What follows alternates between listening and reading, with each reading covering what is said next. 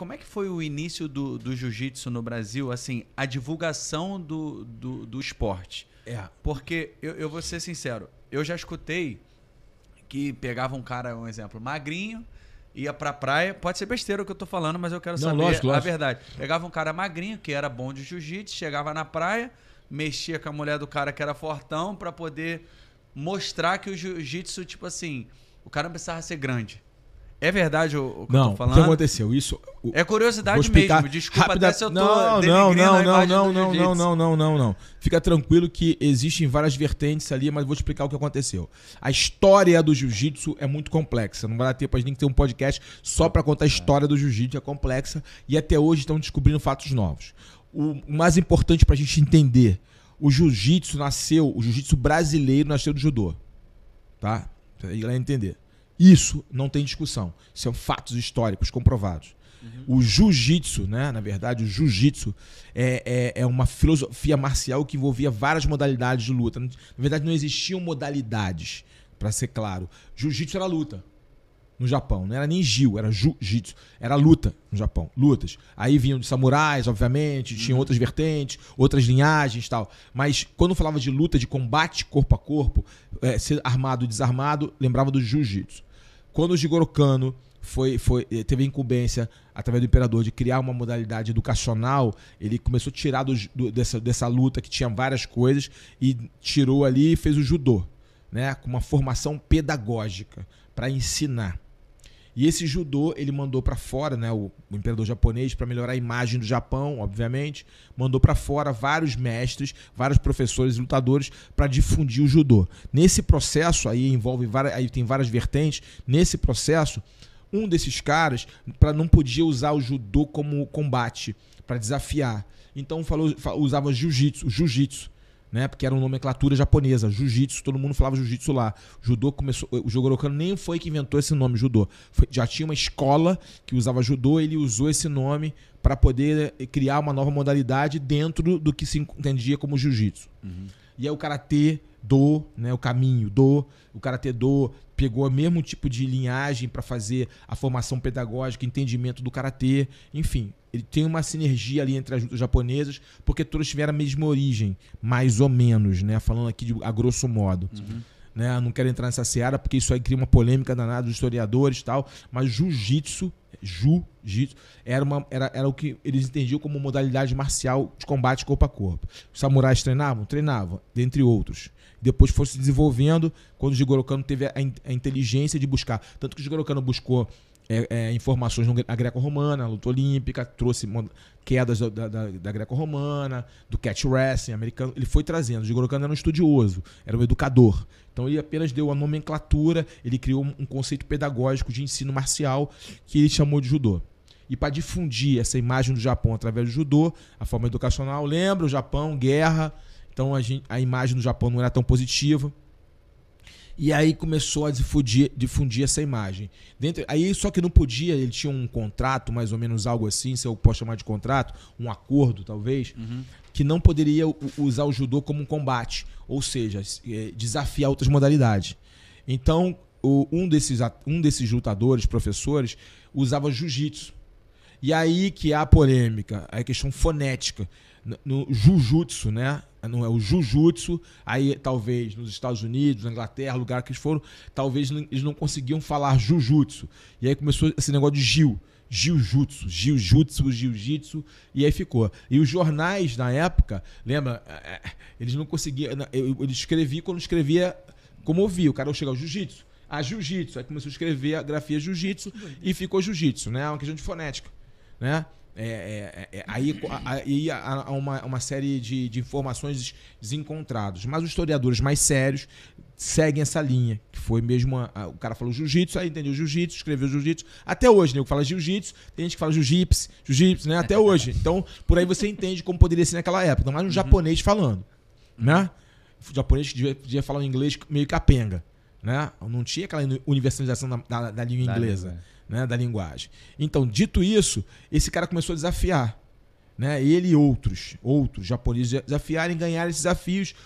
japoneses pequenos desafiando usando jiu-jitsu. E aí ficou chegando. Esse japonês chegou no Brasil, que é o mestre Conde Koma, né? O Conde Koma chegou no Brasil, aqui se radicou aqui, montou uma academia, tal. Tinha um atleta aqui, um multiatleta em Belém do Pará, que virou aluno dele, posteriormente começou a dar aula, tal. E aí nesse caminho ali, o pai do Hélio Gracie, né? O senhor Gastão Gracie, que não era mestre, mas o Gastão Gracie, o pai deles, parece que foi empresário desse japonês, parece que tinha alguns negócios no Belém do Pará, tinha alguns negócios na época do ciclo da borracha, tudo isso. E aí, depois do ciclo da borracha, teve uma derrocada em Belém do Pará, né? E eles migraram, eles parece que perderam fortuna e migraram para o Rio de Janeiro buscando novos horizontes, a família Gracie. Só que o Carlos Gracie, né, tinha já aprendido jiu-jitsu. Né? Então aí ele e um dos irmãos, né, começaram a dar aula de jiu-jitsu, né? E aí começou a desenvolver. Esse irmão, o Gastão, saiu e ficou o Hélio, que era o mais novo. O Hélio começou a ver o irmão dar aula, começou a aprender com o Carlos, começou a desenvolver, e o Hélio começou a dar aula. O Carlos sempre foi um cara mais filosófico, um cara mais espiritualista, um cara mais intelectual, começou a estudar a alimentação, a questão do corpo e da mente, e foi para um lado. E o Hélio era mais professor, era mais lutador, era mais incisivo, começou a fazer desafios, lutou com Kimura, lutou com os caras. Então o Hélio ficou linha de frente e o Carlos por trás, o cérebro, né? Aquela coisa do cara mais articulado, mais gestor. E nisso, cara, aí que tá o grande... Porque eu tive que contar tudo isso para ter um entendimento de muita gente se confunde. Porque eu acredito aos caras, ao Carlos e ao Hélio, essa transformação, pela visão. O Carlos e o Hélio tiveram uma visão. Por que o jiu-jitsu não ganhou os holofotes, não cresceu, não multiplicou nos Estados Unidos, na Inglaterra, chegou primeiro lá? Porque ninguém teve a visão. Porque não tinha nem o Carlos, nem o Hélio. Não tinha o Carlos e o Hélio. Outros aprenderam antes deles. E o Carlos era jovem demais, tinha 15, 14 anos, 16 anos quando aprendeu jiu-jitsu. Quando ele veio para o Rio de Janeiro, já um homem, né, início da juventude, ele teve a visão, ele entendeu que aquela arte marcial poderia fazer um diferencial, que o mais fraco poderia vencer o mais forte, que aquilo ali tinha um apelo comercial. Isso é visão, que poucos têm. Ele era um cara diferenciado. O Carlos era um gênio. Carlos Gracie era um gênio. E o Hélio, o executor. Essa junção dos dois formou... Um pensava, outro executava. Essa junção dos dois transformou o jiu-jitsu. Então eu acredito que o jiu-jitsu brasileiro, o que nós chamamos de Brazilian Jiu-Jitsu, os americanos chamam de BJJ, né? O famoso BJJ, o Gracie Jiu-Jitsu. Se não fosse as figuras do grande mestre Carlos Gracie, do grande mestre Hélio Gracie, até na ideia de fazer muitos filhos para que esses filhos virassem lutadores e multiplicassem. Até isso. Ele não dependeu de aluno. Ele fez filho, pô. 20 e poucos filhos, um aí, outro, entendeu? É o maior legado, né? O maior legado. Tá no Guinness Book. A família que a maior família que trabalha no mesmo negócio. Uau. 80% dos homens da família Gracie são professores de jiu-jitsu. Nossa. Entendeu? Então a família Gracie... E tudo gerando resultado, né, cara? A família Gracie é a família real brasileira no que tange artes marciais. Eles são a família real.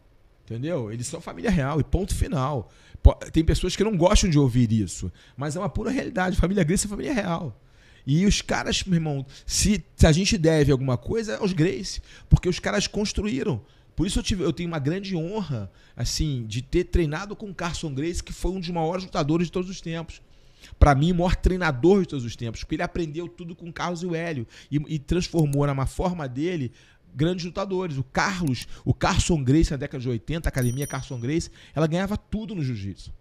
Na década de 90, ele transformou lutadores de jiu-jitsu em campeões de vale-tudo.